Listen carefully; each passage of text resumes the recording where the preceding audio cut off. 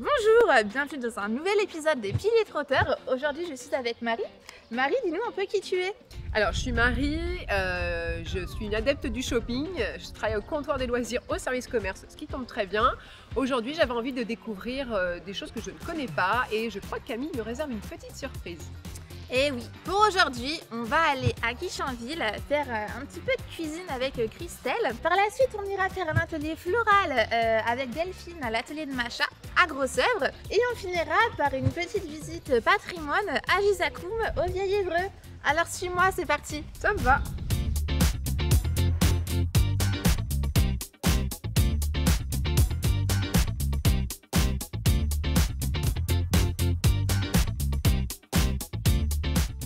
Bonjour Christelle, alors est-ce que tu peux nous dire qui tu es et ce que tu fais dans la vie? Alors déjà bonjour à tous. Bonjour Christelle. Et merci d'être là. Voilà, donc moi en fait je suis Christelle Froger. Je suis arrivée en France en 2008 et en fait moi de base je ne savais pas cuisiner, je n'aimais pas ça. Sauf que quand je suis arrivée ici évidemment c'était un peu plus compliqué, il fallait que je me débrouille. Et là en fait j'ai commencé à cuisiner et j'ai trouvé que pour quelqu'un qui cuisinait pas c'était bon. De fil en aiguille en fait j'ai fait une émission en 2010 en fait avec Julie Andrieux et là j'ai eu un déclic. Je veux pas être chef dans un restaurant mais je veux présenter en fait la cuisine et faire connaître quelque chose de culturel au travers de la cuisine. Donc j'ai commencé les ateliers à l'époque, c'était en 2016 au FEPG à Guichainville. Puis ça a été chez moi, donc d'ailleurs les élèves ils préféraient être chez moi et être dépaysés parce que c'est le retour que j'avais à chaque fois quand on vient chez toi. En fait, on est complètement dépaysé. Mais c'est pour ça qu'on est venu. Voilà. Je suis cool, que as-tu prévu pour aujourd'hui? J'ai prévu de faire des œufs rôtis, aussi un curry d'haricots rouges et je vais le dire avec l'accent pour pas que ça... des petits pourris. Donc des petites galettes en fait qui sont frites et qui gonflent en fait dans l'huile. Et puis après je me disais ça c'est pas mal, bon comme je reste dans la friture, de faire une recette un peu en mode, parce que j'aime pas gaspiller, anti-gaspillage. Par exemple, quand on a des bananes trop mûres, on sait jamais quoi en faire. Ouais. C'est vrai. Et là, de vous faire des beignets de bananes mauriciens en fait. On va se régaler, oui. Voilà. Donc, On va mettre la main à la pâte, hein, c'est parti.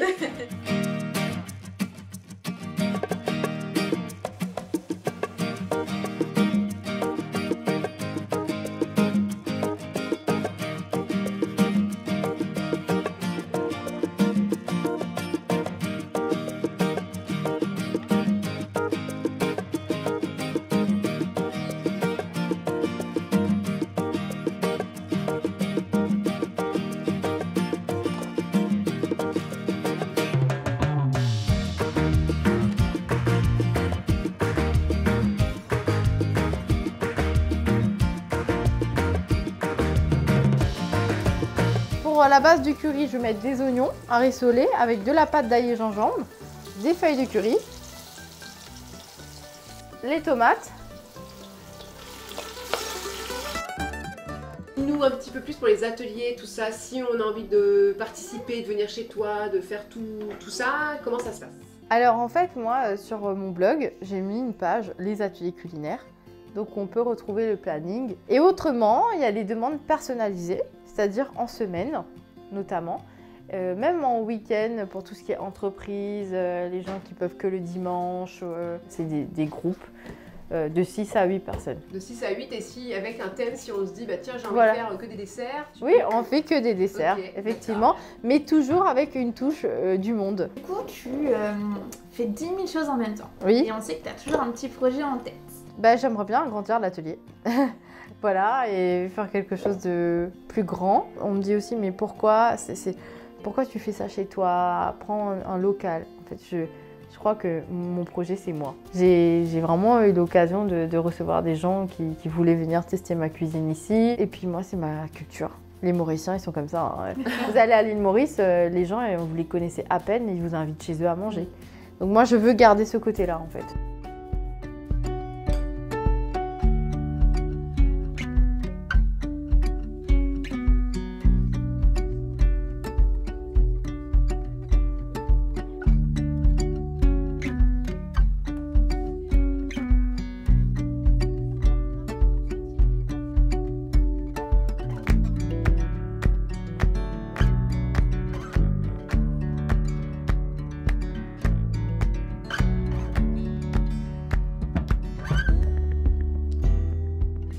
Christelle, merci beaucoup pour toutes ces petites astuces et pour ce super bon repas.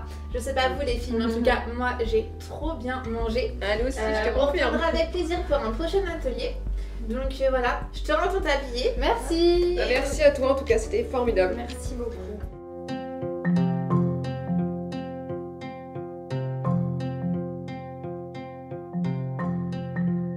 Bonjour Delphine. Bonjour, enchantée de vous recevoir à l'atelier. Merci à vous de nous accueillir. Donc, moi, une petite question, comme je connaissais pas, comment ça fonctionne, quel est le concept, comment on vous trouve, voilà, plus d'infos, j'en ai besoin. Je suis fleuriste depuis toujours, j'ai mon CAP et mon BP fleuriste. Et j'ai travaillé pendant 12 ans dans une société sur Gaillon. Et après, un petit laps de temps, faire autre chose. Je voulais créer quelque chose à mon image, être proche des gens. J'ai réfléchi et donc l'idée d'installer ici dans mon jardin ce chalet. Et quelle est ta saison préférée pour tes créations? Et tout de suite maintenant, parce que bien. voilà. C'est bon. En ce moment, il y a tout ce qui est pivoine, les têtes d'hortensia qui commencent, les arômes et tout ça. Et si on a envie de participer à un atelier, comment ça se passe? Alors les ateliers c'est sur inscription parce que depuis le Covid c'est en petit groupe. Donc sur inscription, ça coûte 30 € par personne, ça dure à peu près 2 heures. Et en fait le concept chez moi, je donne une phrase, une interrogation, quelques mots simplement, ça les fait réfléchir, elles ne savent pas ce qu'on va faire. Ah, c'est Donc c'est la surprise et puis ils ne voient pas non plus dès le départ ce qu'on va faire puisque on crée au fur et à mesure. J'explique, elles font les choses au fur et à mesure et après chacune repart avec sa composition. Ouais. En tout cas, on te remercie de nous avoir accueillis. Et c'est gentil On a à fait des vous. super belles découvertes. Ton atelier est Si vous super. cherchez un petit bouquet avec un petit peu de peps et tout, il faut venir ici à l'atelier de Macha.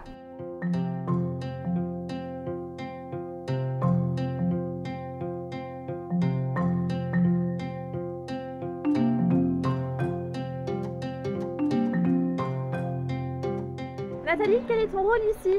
Alors, je suis la responsable de l'accueil et des animations, donc je m'occupe de l'équipe qui est chargée d'accueillir le public sur ce site gallo-romain ouvert une bonne partie de l'année. Alors écoute, moi je découvre, je ne connais pas du tout. Est-ce que tu peux m'en dire un peu plus? Oui, aujourd'hui, en tant que visiteur à Gizakoum, on peut découvrir les vestiges des thermes gallo-romains qui faisaient partie de toute une grande ville sanctuaire, donc il y a près de 2000 ans. Et là, on est juste devant le musée, le centre d'interprétation, qui permet de découvrir les maquettes, les objets trouvés en fouille et de mieux comprendre la vie à l'époque gallo-romaine, ici à Gizakoum, mais finalement en Normandie, ça marche aussi. Donc ici, au cœur du centre d'interprétation, qui est dans cette ancienne grange qui a été restaurée, on découvre notamment la maquette de Gizakoum, la ville sanctuaire gallo-romaine, sur laquelle on peut apercevoir les monuments, des monuments qui ont été découverts lors de fouilles anciennes, qui datent du 19e siècle pour certaines, et on a une équipe en fait qui continue de fouiller ici, d'étudier le site, pour que tous les ans on puisse en connaître un petit peu plus, notamment sur le Grand Temple, qui était le monument central principal et qui est en cours de fouille depuis 2005. C'était le lieu de culte des Gallo-Romains. Ils habitaient à Évreux, qui s'appelait Mediolanum Olercorum, et ici à Gizakoum, ils venaient dans le cadre des fêtes religieuses pour honorer leurs différents dieux. Et donc parmi ces dieux, il y a de très belles statues qui ont été découvertes ici en 1840 dans le temple de Gizakoum et qui sont aujourd'hui exposées au musée d'Évreux.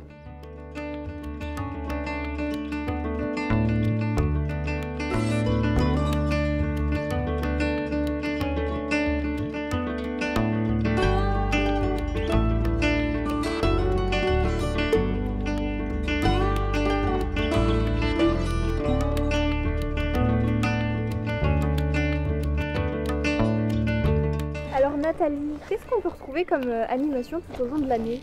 Alors on essaye de faire des visites guidées régulières, tous les dimanches à partir du mois de mai. Il faut surveiller notre programmation sur notre site internet ou s'inscrire à la newsletter pour découvrir les visites guidées qu'on peut faire.